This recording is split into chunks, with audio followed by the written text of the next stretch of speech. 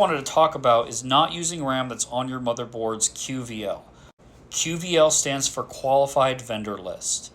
This is a list that you're going to be able to find on your motherboard manufacturer's website, and it tells you precisely the exact model number of what memory is going to be okay to put in your computer. That's not to say that you can't put something in there that's not on the QVL list, but you may and probably will run into stability problems.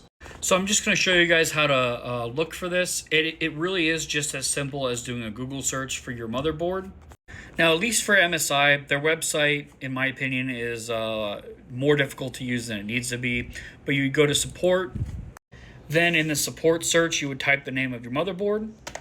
So I have the X870, not the X870E. The difference between them probably does matter as far as the QVL goes, so make sure that you use the exact one. And then for some reason on MSI's site, you're going to go into downloads, and then you're going to go over here and then go into compatibility. I don't know why they have it under downloads. Then you're going to go in the drop down and do memory. And now this is going to tell you exactly what's supported, and then you can even filter it by like capacity or manufacturer. And then when you find the RAM you like on Amazon or any other website, this is really going to be the important part right here, is the exact model number for the RAM. Go ahead and copy and paste that.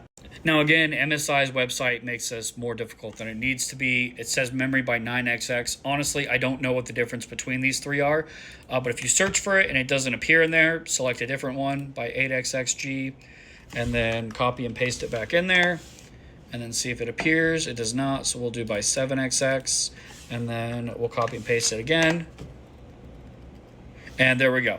It appears in here, and so this RAM that you want to buy, this is the exact RAM that I have in my computer, is on your motherboard's QVL, which means you can go ahead and put this in there if you want.